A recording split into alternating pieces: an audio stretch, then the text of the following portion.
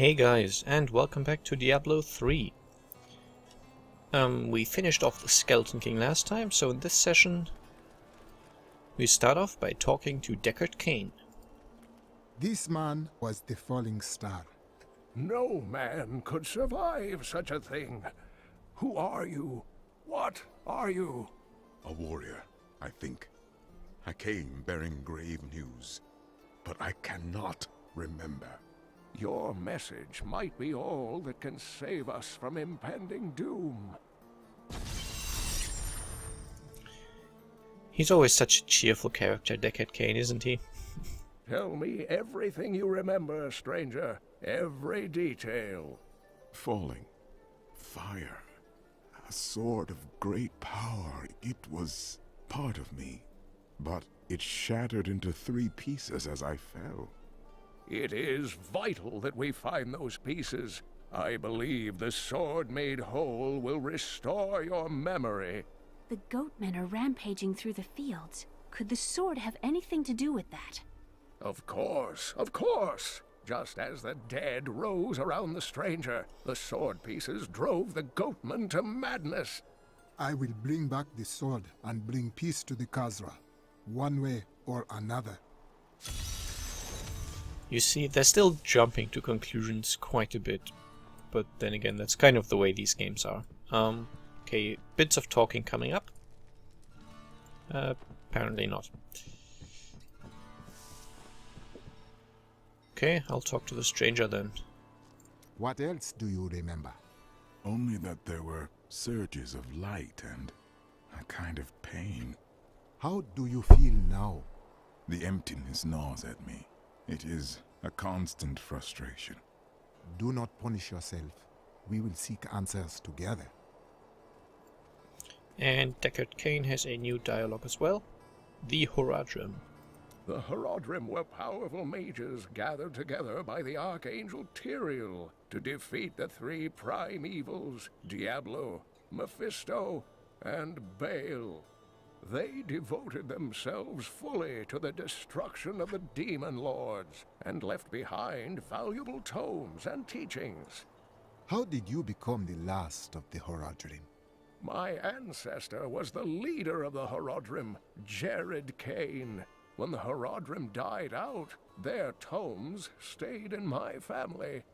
I was thrilled by tales of the Horadrim as a little boy, but it wasn't until I returned to them as an adult that I realized they contained deeper truths. And what else? The Archangel Tyrael. Tyrael is the angel of justice. He has been helping mankind for generations, though he is forbidden to do so in any direct manner. Long ago, the high heavens and the burning hells made a pact as a result of the Sin War that they would not interfere in our world. This deal has been broken by the demons. Can Tyrael not act?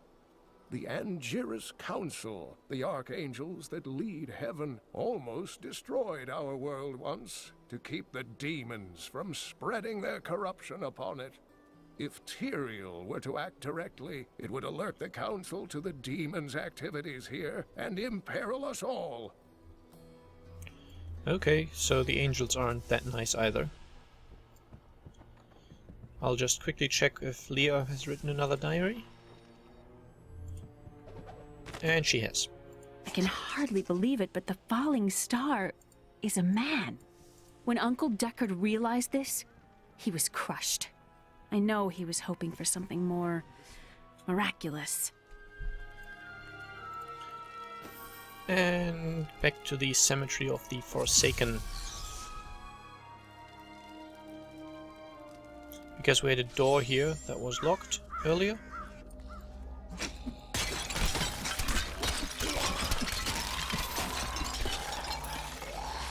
This one right here, and now it's opened.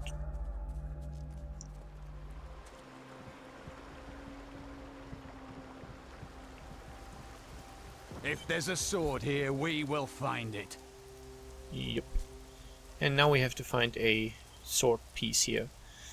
By the way, I think for some reason that at least the last 2 or 3 times I killed the Skeleton King on normal difficulty, I got items that were fitting for my character, so I'm not certain if that's just luck or if for some reason you now have an increased chance of getting the correct item, I guess.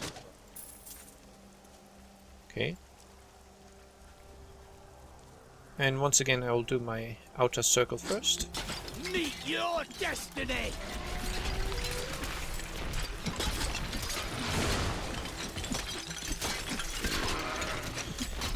Okay, I'll play the new lore now. Some time ago, I revealed that the Khazra, or goatmen, were originally humans until the Viserai corrupted them. For many years, these creatures were simple and lethargic. These days have ended. Khazra attacks are widely reported, and the number of fatalities is higher than anything in my records. Okay, that was about the Moon Clan warriors, and next... I have heard the most ridiculous tales about travelers being ambushed by vicious trees. It is too much. Despite their names, the wood wraiths are not plants, but fully mobile beasts who have taken on the guise of foliage to ensnare their prey. Only a simpleton could be fooled by such a trick.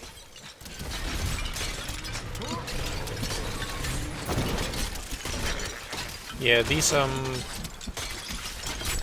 trees you see? Yeah, there's one behind me now.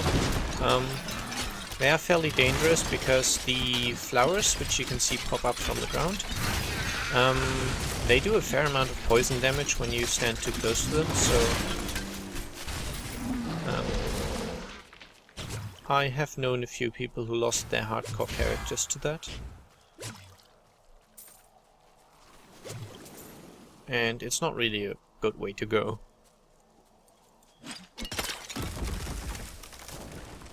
So I'm a little careful around them.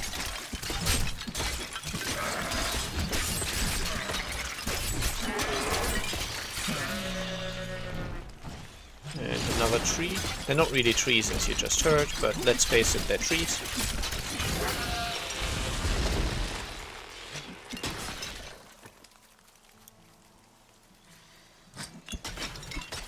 It feels like the damage of these spiders is a little lower than the poison darts as well.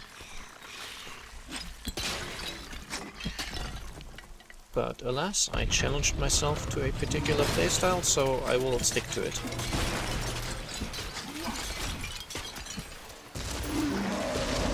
The flowers really only explode when you're too close to them, so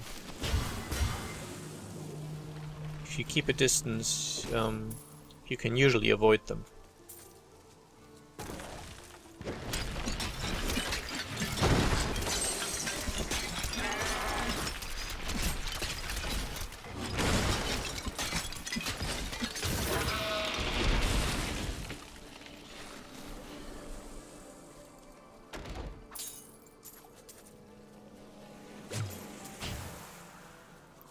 I think the drops from these normal chests have also been nerfed at some point, so they don't drop as many good items anymore. But I'm not certain about that.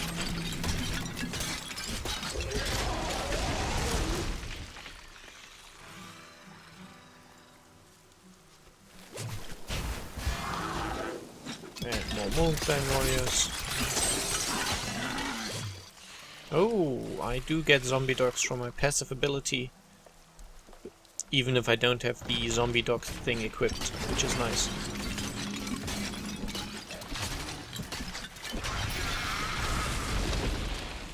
I guess that means I don't really need the zombie dogs equipped. Oh, savage beasts. They do a charge attack, which is quite dangerous.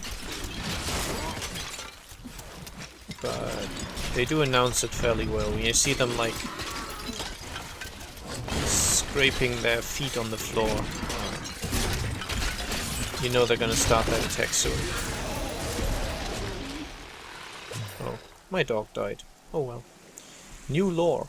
The large sluggish beasts can thrive in any grassland or forest, provided there is enough water.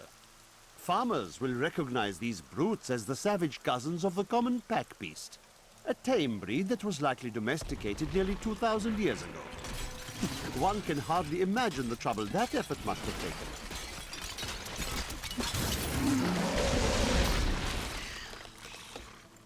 Perhaps next time when I see one of these beasts alone, you can catch a better glimpse of what they look like and what they do. I don't want to get overwhelmed here. It's not like I'm playing a hardcore character, but I still would prefer not to die. At least not too much. I will obviously not go through the entire game without dying. I would say it's possible to do that, but it pretty much requires farming. I know someone who did go through the entire... well, who killed Diablo on hardcore in an Inferno, so he obviously went through the entire game without dying, but pretty much whenever he came to a new boss, oh dear, that's dangerous. Oh dear, oh dear, oh dear. Now I've engaged a boss and a champion group of the savage beasts, and they are dangerous, I tell you that.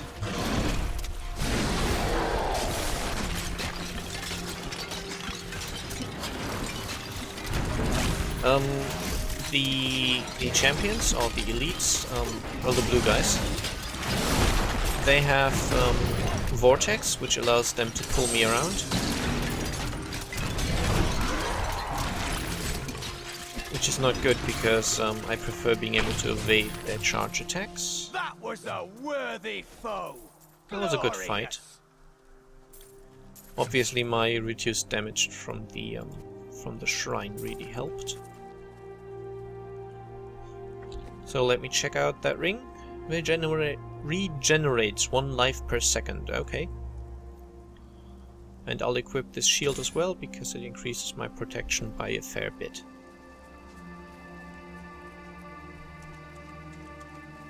Eventually I will not use a shield offhand, I will use a mojo, I think they're called. Witch doctors have like their own kind of offhand item which is less defensive. But at some point in the game, fairly late usually, but still, oh, Tristram Fields? The Tristram Fields are fair lands, fertile and temperate. Superstitious farmers kept away from them for quite a while after the fall of Old Tristram. But time has persuaded them to abandon these ridiculous notions and take up the hoe and plough once more. Now they supply crops to both New Tristram and Wortham. There we go. Yeah, what I was gonna say. At some point in the game, damage becomes a better defensive option than, like, increased defense, I guess. Simply because a dead enemy can't deal damage. So if you kill them before they can actually pump out any real damage against you, you're fine.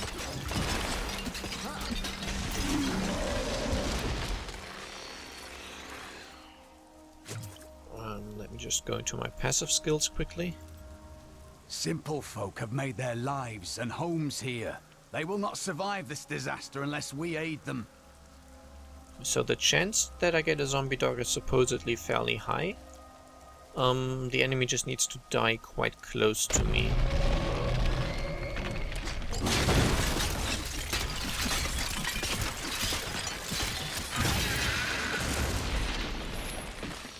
And here's a farmer's journal. Oh, and some burrowing leapers.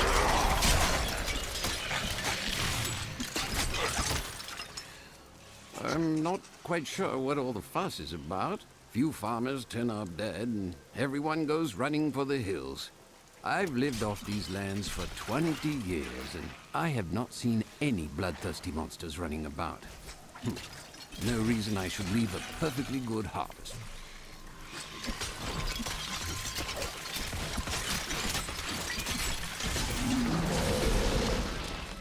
So I should try being a little closer to my enemies when I kill them. so I get more zombie dogs. I have to say I preferred them to the defensive horrify thing I have at the moment. Okay, that's the wrong way. I don't know why, just the fearing them seems to be... I don't know. Ah, there you see. That was the charge attack.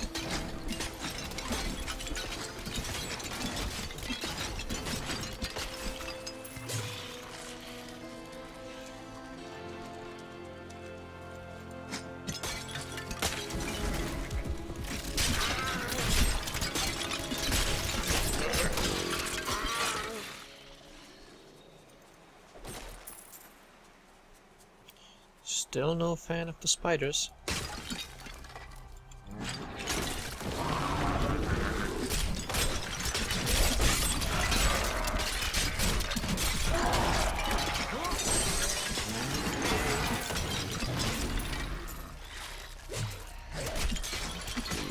And there we are, 2 zombie dogs now.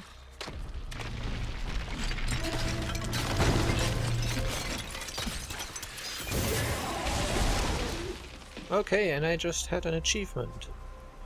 Hot dogging, which you get for summoning 3 zombie dogs at the same time without using the zombie dog skill. Fair enough, fair enough. I will get some, I will probably at least get some Witch Hunter specific achievements during the course of this playthrough. Because I have not played the Witch Hunter very much at all, so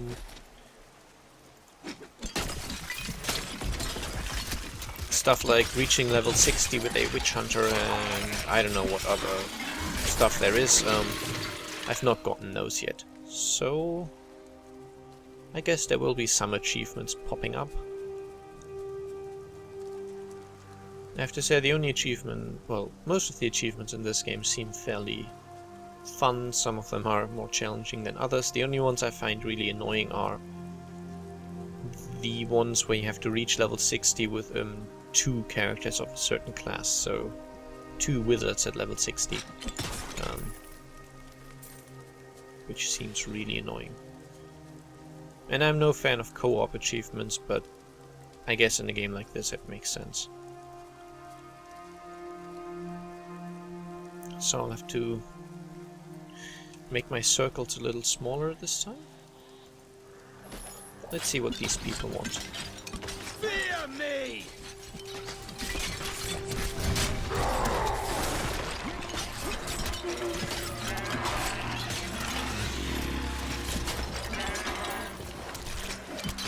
You see, that's the disadvantage of the fear skill.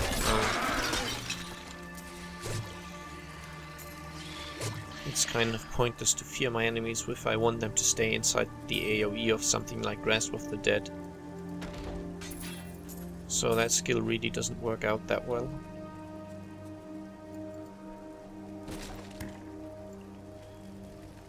And there seems to be a bit of a burning village here. Quite a few corpses. Not the nicest of places.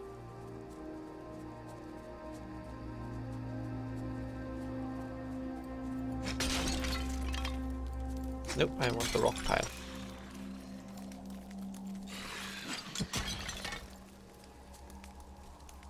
I see magic I have seen before coming from this cave. What I seek must be inside. That's very good. So that's the cave we have to go into to find the glowing sword shard. But as I said, I'm going to do full exploration, so that means first I'm going to explore the overworld here and see if there's any other dungeons that have been generated. I believe the general shape of this this map is always the same as well, but again, like where you would find certain... These wounds are fresh. The creatures who made them are near. Yeah.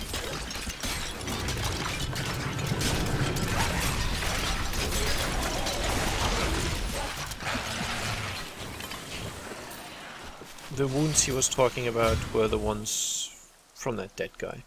So this is the scavenger's den. which is one of the dungeons which can be generated on this map. But first overworld, and then I'll go through the dungeon, possibly dungeons, that I find. Starting with the optional ones, of course. Yeah, mostly because I want to, and because it gives me a certain slight advantage with experience and drops, which is nice to have. It's not really necessary. You can beat the game without doing those things easily, but still.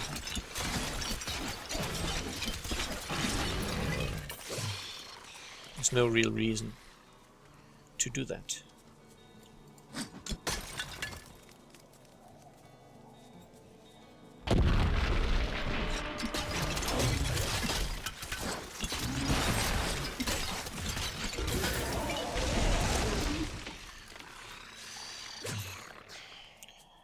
And the health bubbles still heal my dogs, which is nice. And obviously the more of them I have, the less likely they are to die, because enemy damage gets divided among them. Like, there's no mechanic which makes the enemy's damage be divided, but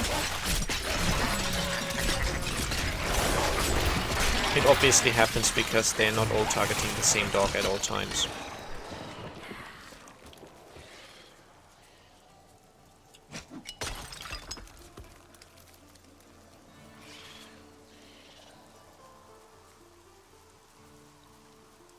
And I haven't even found the waypoint yet.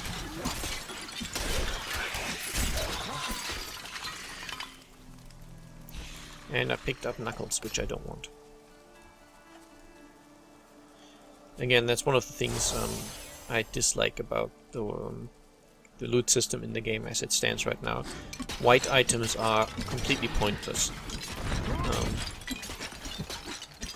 I would hope in a game like this that white items would be obviously not as good as enchanted ones. That goes without saying. But aside from very early, when you literally have nothing else to wear, there's no reason to pick up white items in this game. The money value is so ridiculously low, it's not even worth mentioning.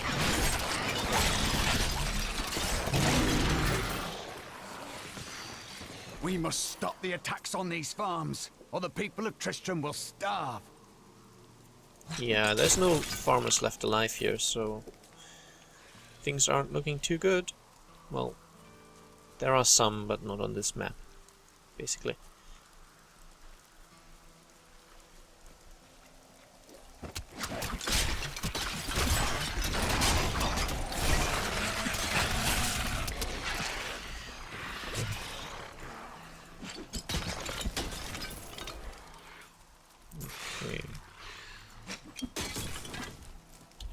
Let me just check. Okay, that should be fine. I think I can finish exploring this episode, and then next episode we'll do the caves.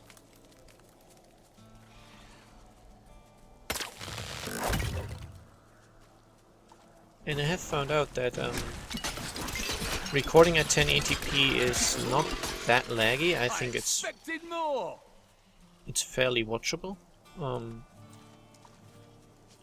Like the first minute or so tends to be a little more laggy because for some reason the game needs to get started or something, I don't know. But then it seems fairly fine. I get almost 30 FPS all the way through, so that's good. And the file size is very bearable, so unless there are any objections, I will keep going at this resolution. And I will also see you next time, so bye bye!